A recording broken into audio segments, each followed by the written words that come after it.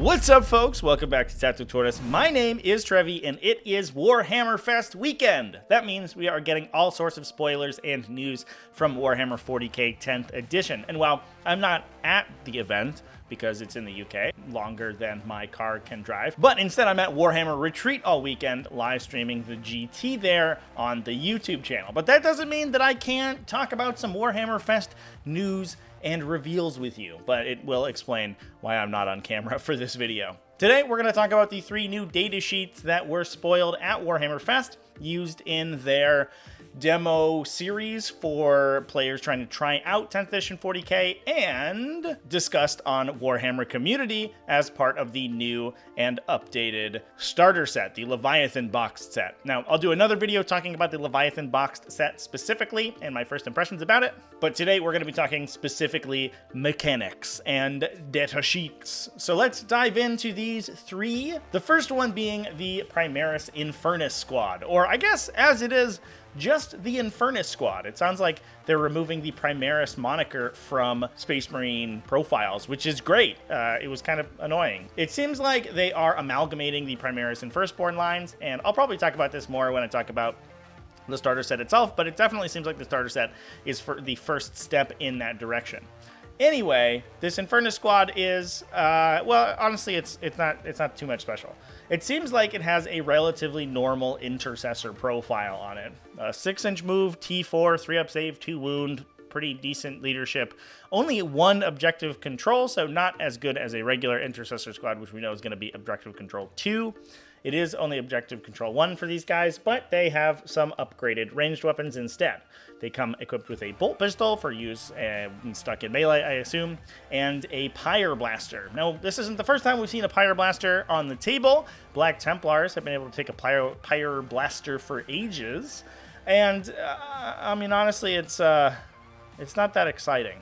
It has the ignore, cover, and torrent keywords. Interesting to note that these are separate, so we do know that ignore cover is not automatically bestowed by a torrent weapon. A torrent weapon has to specifically ignore cover. But we do also know from people speaking at the... but we also know from context and people who have played this unit at Warhammerfest that torrent means that it automatically hits with all of its attacks.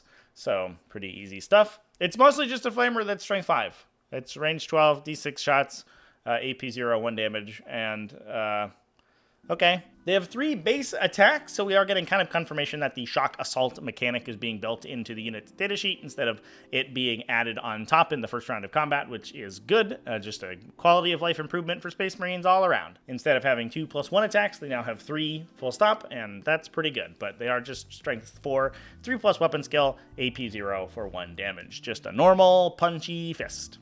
The most exciting thing about them is the Purge the Foe ability is most likely going to be pointed re-rolls at an enemy unit. However, Purge the Foe allows them to, after they have shot, select an enemy unit that was hit by 1 or more of those attacks, which, remember, it happens automatically. You don't have to roll to hit. You must then make a battle shock test with that enemy unit, meaning that until its next command phase, it is going to be objective control 0 and have stratagems unable to be used on it. This is probably going to be a pretty interesting tactical option. These guys, I don't know if these guys are going to do too much damage. Flamers with wound rerolls are pretty good. At AP 0, you know, maybe they're good against light infantry or something.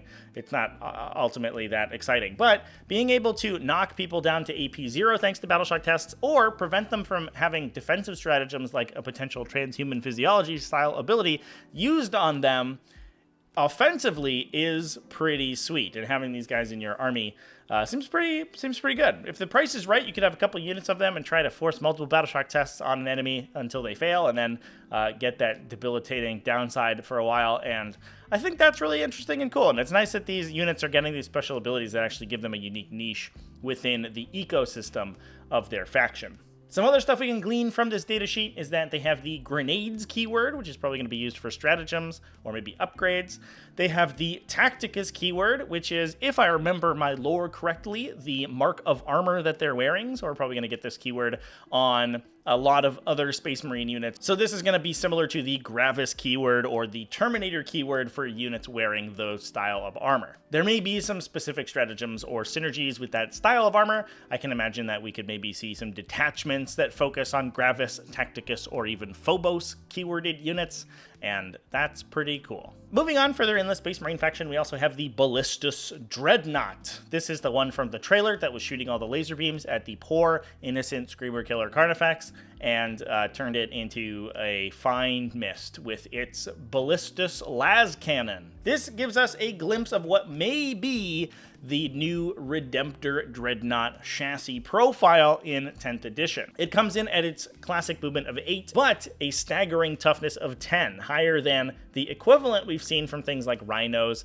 and Storm Speeders coming in at toughness 9, and those representing a light or medium vehicle chassis. That toughness 10 really puts this thing up around the realm of a Gladiator as kind of a medium battle tank or a main battle tank. It has 12 wounds, so have it lost 1 wound from its previous incarnation, but got a 2+ save. And one thing that we can ascertain from looking at these datasheets is that the level of AP, armor penetration, across a lot of different weapons has been reduced significantly, meaning that having a 2+ save base is basically going to be equivalent to having a 4+ or a 5+ invulnerable save in the previous incarnation of the game. This thing is going to be saving on 4s against basically 90% of the anti-tank weapons in the game. Chain Fists even, which went from being AP4 or AP5 in Assault Doctrine, are now AP2, meaning that this thing saves them half the time despite the fact that they have that Armor Bane keyword.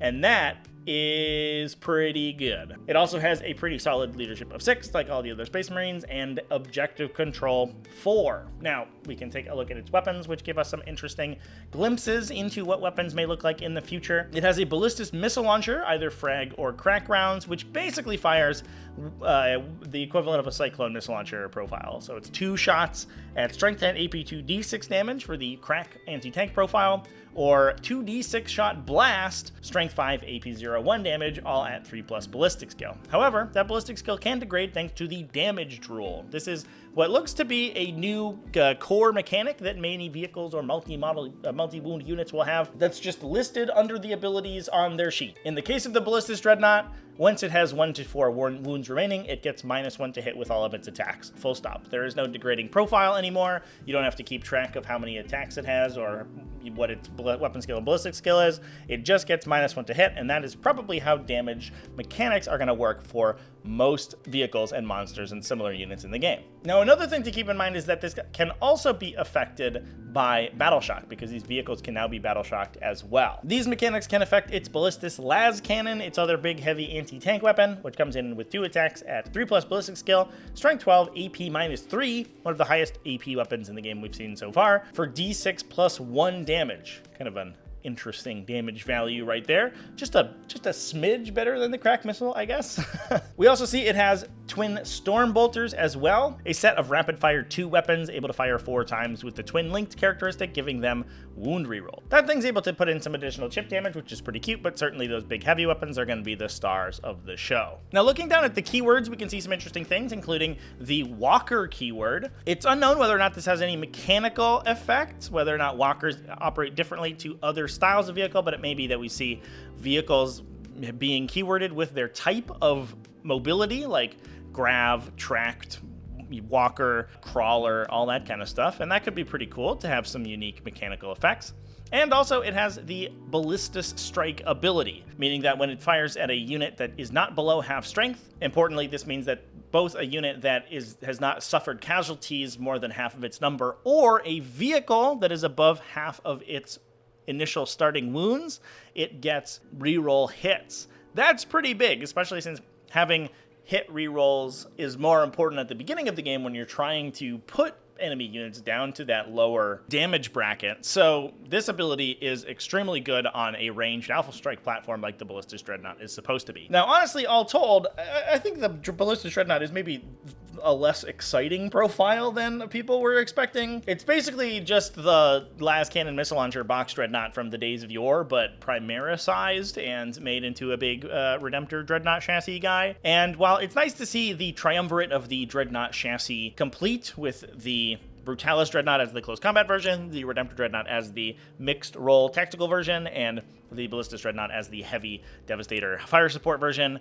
They all kind of fill their roles pretty snugly. That Ballistic Strike ability is really cool, and again, it's a good example of an ability that gives these things a very unique use as a big Alpha Strike delivery system. They're going to be incredibly good on the first 1 to 2 turns of the game, peter off a little bit, but hopefully you have dealt enough damage to your opponent's heavy stuff to have already won by then. Now, speaking of opposing heavy stuff, let's move on to clearly the most exciting profile in the 3 we're going to talk about today, that being the Tyrannid Screamer Killer, Carnifex. Now, pour one out for my boy, the Screamer Killer, because the comparison between the 9th and 10th edition versions of this guy are pretty sad. The current version of the Screamer Killer Carnifex is a compact ingot of aggression and bladed limbs. They have 10 inches of movement, 10 attacks, and a ton of synergy with a lot of other effects and upgrades. And the new Screamer Killer retains a little bit of that, however, getting a big downgrade on his movement from 10 inches down to 8. Importantly, the base size of this unit has also changed, going from its old school 60mm base to a new 100mm base, which is kind of a death knell for a melee-only monster. Now, we obviously don't know the movement mechanics for monsters. They may be able to bash through walls and stuff like that, but assuming that they stay the same as they have in the previous version of the game in 9th edition, these things will have an unfeasibly terrible time trying to actually get to melee with anything. They do sport a 2+ save and a shiny new toughness of 9, which makes it the equivalent of kind of toughness 8-ish compared to 9th edition. It's the same toughness value that Rhinos and Storm Speeders are getting, and means that Melta weapons are wounding them on 4s. And alongside that 2+ armor save that we just talked about being so strong on the Brutalis Dreadnought, this guy will be a tough cracker to kill, especially with 10 wounds instead of his old 9, and a distinct lack of the damaged characteristic, meaning that this thing does not degrade as it loses those wounds. It's gotten a little bit of an upgrade to its Bioplasmic Scream, now going from a D6 shot blast weapon to a D6+3, with both the blast and assault characteristics. Assault being able to advance and shoot without penalty now is a pretty big upgrade for this guy, especially since he retains his kind of crappy ballistic skill of 4+. However, it has gone to only AP2. Although again, AP2 is basically the new AP4. It's one of the highest AP values that we're going to see across almost anything in the game. That's carried over in its Screamer Killer Talons melee weapon, coming in with that trademark 10 attacks at 3+ weapon skill, but getting a big upgrade from Strength 6 up to Strength 10. That said, a Screamer Killer was never actually Strength 6. You would upgrade them with Adrenal Glands, with the Behemoth subfaction ability, with wound bonuses, and Voracious Appetite to reroll their wound rolls, and actually they were very consistent. I don't know if any of those will carry over to the new game. I doubt that they will, but Strength 10 is kind of a nice carryover. That said, without any ability to reroll wounds, it doesn't really hold a candle to enemy armored vehicles. This thing will not go toe-to-toe with an enemy toughness 10 armored vehicle, and a bigger vehicle like a Land Raider or a Repulsor coming in at toughness 12 or 13, it will be wounding on 5s and probably not really able to scratch the paint too hard. It does have an almost identical ability to the Infernus Squad that we just talked about in its Death Scream. You can select a unit hit by one or more of its ranged attacks and force a battle shock test on them, potentially turning them to OC0 and removing your ability to use stratagems on them. However, you get -1 from the test's roll, making it a little bit more effective than the Infernus Squad's ability. That said, it has less optionality because you only have one target to select with this thing. You can't choose a bunch of them and then select whichever one you want to take the battle shock test based on the results of the attack. It only works on whatever you attack, and you have to hit with one or more of the attacks, which with a ballistic skill of 4+ is certainly not guaranteed. Other than that, there's not too much interesting here. He does have the Deadly Demise 1 ability, meaning that he can explode for 1 mortal wound potentially. The Synapse faction ability, which we don't know what it does quite yet, and it has the Monster and Great Devourer keywords. The Great Devourer keyword is one that we've seen on other Tyrannid datasheets that have been spoiled so far, so that is most likely just a faction unifying keyword. All in all, not a big fan of the new Screamer Killer model, and also not a big fan of this datasheet. It seems like a pretty significant downgrade from the current one, assuming that a lot of the synergies are being removed, since the internal synergies with datasheets are probably going to be a lot fewer and farther between in this new version. But anyway, let me know down in the comments what you think about these datasheets, and if you're excited to put them on your tables in your games of 10th edition 40k. I think they herald some interesting stuff for the upcoming game. The changes to AP values and toughness values is definitely very interesting, and we are going to see a big paradigm shift in how damage is calculated and valued. Big thanks for watching all the way to the end of the video. Big thanks as well to everyone who supports the channel, either over on Patreon at patreon.com/TacticalTortoise, YouTube channel members, and Twitch subscribers. All you people are great, and I love you. Remember to keep it classy, folks, and have happy wargaming.